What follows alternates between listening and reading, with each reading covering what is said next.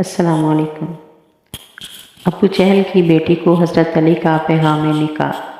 فتح مکہ کے بعد جب ابو جہل کا خاندان مسلمان ہو گیا تو حضرت علی نے اس کی بیٹی سے، جن کا نام کسی نے جویریہ، کسی نے غورا اور کسی نے جمیلہ بیان کیا، نکاح کرنا چاہا۔ لڑکی کے خاندان والوں نے کہا کہ ہم رسول اللہ صلی اللہ علیہ وسلم کی بیٹی پر بیٹی نہیں دیں گے جب تک آپ سے پوچھ نہ لیں۔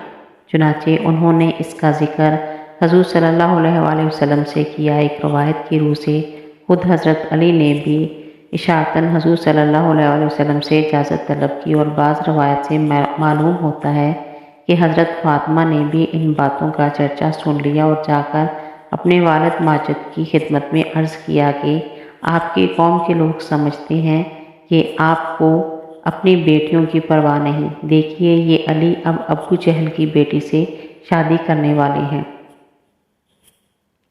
اس پر حضور صلی اللہ علیہ وسلم نے ایک خطبہ میں فرمایا، بنی ہشام بن مغیرہ نے مجھ سے ایک بات کی اجازت مانگی ہے کہ وہ اپنی بیٹی علی ابن ابو طالب کے نکاح میں دیں۔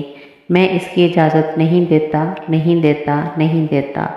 ابو طالب کا بیٹا میری بیٹی کو طلاق دے کر ان کی بیٹی سے نکاح کر لے۔ میری بیٹی میرا ٹکڑا ہے، جو کچھ اسے ناگوار ہوگا وہ مجھے بھی ناگوار ہوگا، اور جو چیز اسے تکلیف دے گی وہ مجھے بھی تکلیف دے گی۔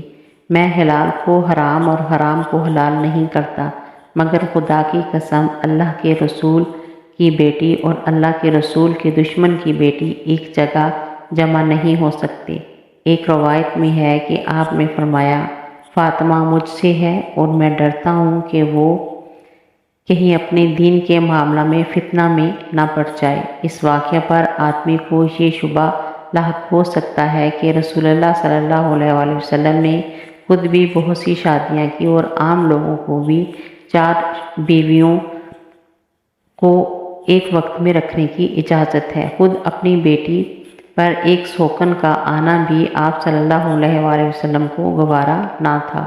سوکن کے آنے سے جو اذیت آپ صلی اللہ علیہ وسلم کی بیٹی کو اور بیٹی کی خاطر خود آپ کو ہو سکتی تھی، وہی اذیت دوسری عورتوں اور ان کے ماں باپ کو بھی لاحق ہوتی ہے۔ پھر کیا وجہ ہے کہ آپ نے اپنے حق میں تو اسے برداشت نہ کیا اور دوسروں کے حق میں اسے جائز رکھا؟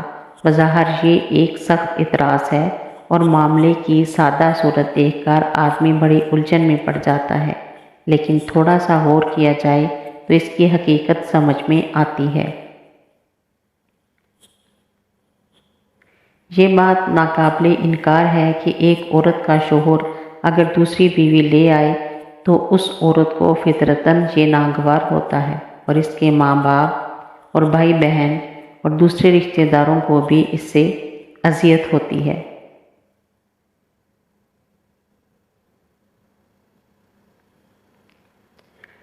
شریعت نے ایک سے زیادہ نکاحوں کی اجازت اس مفروضے پر نہیں دی ہے کہ یہ چیز اس عورت کو اور اس کے رشتہ داروں کو ناگوار نہیں ہوتی جس پر سوکن آئے، بلکہ اس امر واقعہ کو جانتے ہوئے شریعت نے اسے اس لیے حلال کیا ہے کہ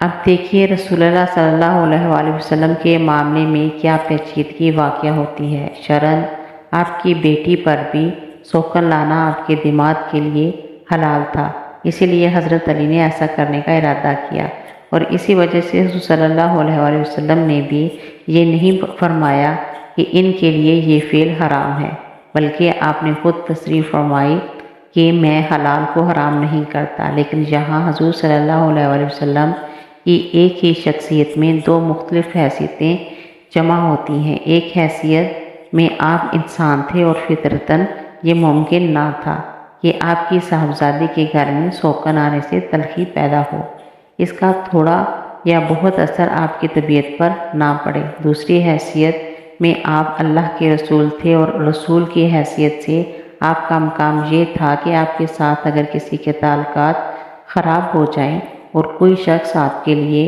موجب اذیت بن جائے تو اس کے دین و امان کی بھی خیر نہ تھا۔ اسی وجہ سے حضور صلی اللہ علیہ وسلم نے حضرت علی کو بھی اور بنی ہشام بن مغیرہ کو بھی اس کام سے روک دیا، کیونکہ اگرچہ شرعاً یہ حلال تھا مگر اس کے کرنے سے یہ اندیشہ تھا یہ چیز حضرت علی اور اس کی دوسری بیوی اور اس کے خاندان والوں کے ایمان اور ان کی عاقبت کو خطرے میں ڈال دے گی۔ ایک اور بات جس کا حضور صلی اللہ علیہ وسلم نے اپنے خطبے میں ذکر فرمایا وہ یہ تھی کہ بنی ہشام بن مغیرہ اسلام اور رسول صلی اللہ علیہ وسلم کے بدترین دشمن رہ چکے تھے اور فتح مکہ کے بعد تازہ مسلمان ہوئے تھے۔ خود اس لڑائی کے باپ ابو جہل کے متعلق تو سب کو معلوم ہے کہ حضور صلی اللہ علیہ وسلم کی دشمنی میں وہ تمام کفار سے بازی لے گیا تھا۔ یہ بھی واقعہ ہے کہ جنگ بدر میں وہ مسلمانوں کے ہاتھوں مارا گیا اور اس کا خاندان برسوں اس کے جذبہ انتقام میں تڑپتا رہا۔ اب اگرچہ یہ لوگ اسلام قبول کر چکے تھے لیکن یہ تحقیق ہونا باقی تھا کہ یہ قبول اسلام واقعی پورے اخلاص اور قلوب کی مکمل تبدیلی کا ثمرہ ہے یا محض شکست کا نتیجہ۔ اس حالت میں اس خاندان کی لڑکی اور وہ بھی خاص ابو جہل کی بیٹی کا اس گھر میں سوکن بن کر پہنچ جانا جہاں حضور صلی اللہ علیہ وسلم کی صاحبزادی ملکہ بیت تھی بڑے فتنوں کا سبب بن سکتا تھا۔ اس وجہ سے بھی حضور صلی اللہ علیہ وسلم نے اس رشتے کو ناپسند کیا اور علن کہا کہ خدا کے رسول کی بیٹی اور خدا کے دشمن کی بیٹی ایک گھر میں جمع نہیں ہو سکتی۔ نیز اس بات کی طرف بھی آپ نے اشارہ فرما دیا کہ اس سے فاطمہ کے فتنے میں پڑنے کا اندیشہ ہے۔ میری ایسی اور ویڈیو دیکھنے کے لیے چینل کو سبسکرائب کریں، ویڈیو کو لائک کریں۔ اللہ حافظ۔